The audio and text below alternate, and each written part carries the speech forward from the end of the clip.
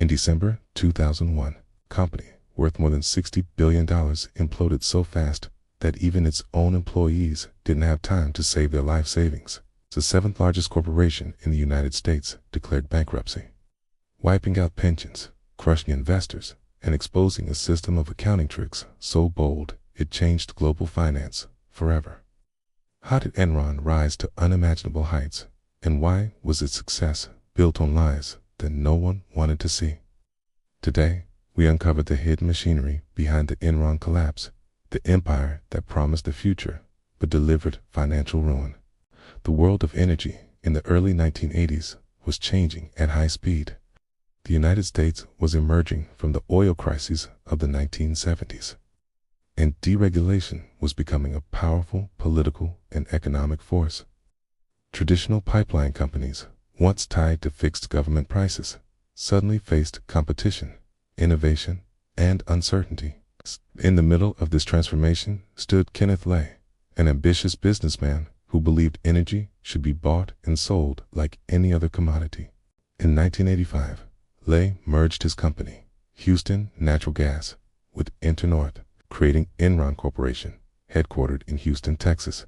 Lay imagined Enron as more than a pipeline operator. He saw a global marketplace for energy, a platform where Enron would not just transport gas, but trade it, predict it, and profit from every fluctuation in price. Throughout the late 1980s, Enron fought for deregulation, lobbying governments, and influencing policy to open markets. The timing was perfect. Wall Street was hungry for companies that could deliver rapid revenue growth, and deregulation promised exactly that. But pipelines alone could not satisfy investors expecting exponential returns. The company needed a new identity, something bold, futuristic, and financially powerful. And that transformation would begin when a Harvard-educated consultant named Jeffrey Skilling entered the picture. In 1990, Jeff Skilling joined Enron with a radical idea. Instead of only selling natural gas, Enron could become a trading house, similar to investment banks that traded financial assets. Energy would become a financial product: contracts, futures, derivatives, a marketplace where Enron acted as broker, speculator, and visionary. Under Skilling, Enron created Enron Gas Services, which later evolved into Enron Online, the world's first online energy trading platform. Traders sat at glowing screens, making deals worth millions in seconds, betting on fluctuations in electricity and gas the same way Wall Street traders bet on stocks. The more Enron traded, the more money it appeared to make, and the more prestige it gained. By the mid-1990s, Enron expanded internationally: power plants in India, pipelines in South America, water companies in the UK, even broadband ventures in the United States. Revenue exploded. 1990, around $9 billion. 1995, $13.3 billion. 2000, more than $100 billion. Wall Street reacted with enthusiasm. Analysts labeled Enron the most innovative company in America 6 years in a row. The media praised its leadership. Business schools studied its strategies, and employees felt they were reshaping the global economy. Inside Enron's glass headquarters, ambition became culture.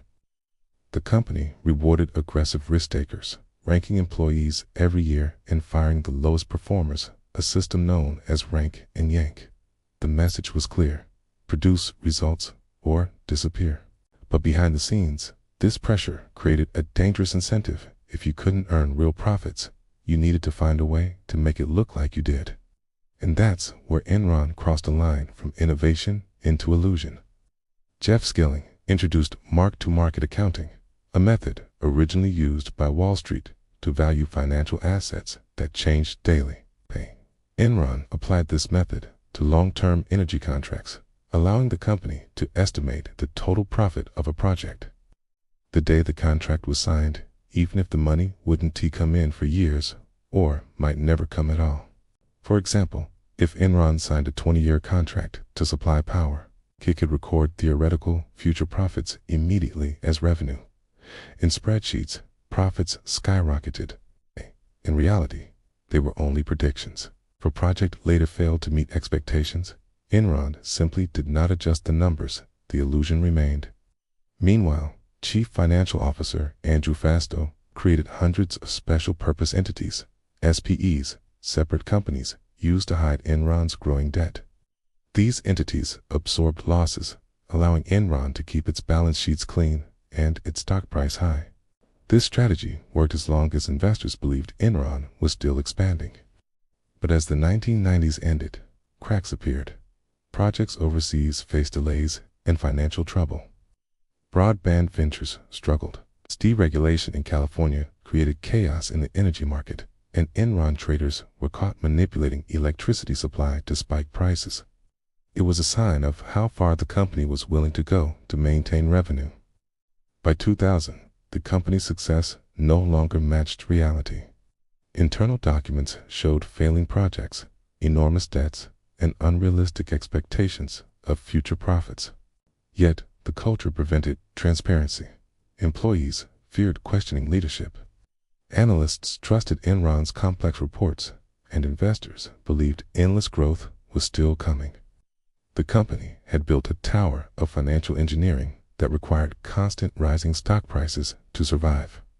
If confidence slipped, the structure would collapse, and in 2001, confidence ran out. In August 2001, Jeff Skilling resigned suddenly, citing personal reasons. The market sensed something was wrong. Shortly after, Enron announced 618 million Australian dollars loss in the third quarter and revealed that shareholder equity had dropped by $1.2 billion, largely due to undisclosed financial structures tied to Andrew Fastow. Investors demanded answers. Journalists and analysts began digging deeper into Enron's financial statements, uncovering a web of partnerships, unrealized profits, and debts hidden across hundreds of off-balance sheet entities. The illusion of stability shattered. Credit rating agencies downgraded Enron to junk status. Trading partners withdrew financing, fearing default. Without access to borrowing, Enron couldn't sustain operations. Employees watched their stock-based retirement accounts collapse, many losing everything.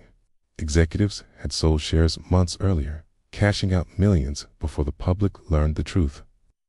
On December 2, 2001, Enron filed for bankruptcy. At the time, it's the largest in U.S. history.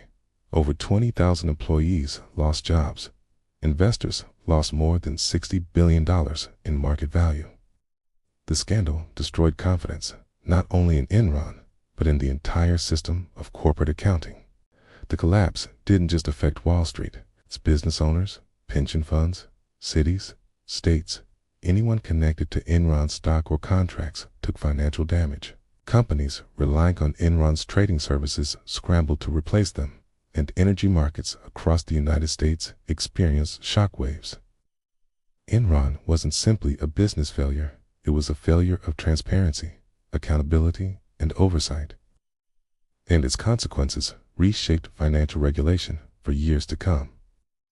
After bankruptcy, the U.S. government launched multiple investigations. Arthur Andersen, one of the world's largest accounting firms, was found guilty of obstructing justice after shredding documents related to Enron audits. The firm collapsed, and more than 85,000 employees worldwide lost their jobs. Executives faced charges. Kenneth Lay, convicted of conspiracy and fraud, died in 2006 before sentencing Jeffrey Skilling, convicted on multiple counts. Sentence to 24 years later reduced Andrew Fastow, served 6 years for fraud and money laundering. In 2002, the Sarbanes-Oxley Act was introduced to prevent similar scandals, requiring stronger financial controls, transparent accounting, and executive responsibility. The stock market reacted with caution. Investors demanded clearer balance sheets. Analysts questioned aggressive accounting methods, and companies reevaluated their financial reporting. Who lost? Employees who believed in the company, investors who trusted reported earnings, pension funds tied to Enron stock, communities dependent on Enron operations, the accounting profession's reputation, who won? Competitors who absorbed Enron's assets, banks and traders who shorted Enron stock or bet against its credit. Regulators and policymakers who gained momentum to reform corporate governance. But the biggest winner was knowledge, the realization that innovation without transparency can hide enormous risks. Enron rose because it understood the future of energy trading. It fell because it ignored the limits of truth. For a decade, the company convinced the world that endless growth was guaranteed, and no one wanted to look behind the curtain. The collapse stands as a reminder. A business can manipulate numbers, but it cannot escape reality. In finance, trust is the most valuable asset, and once it disappears, even the largest empire can crumble in silence.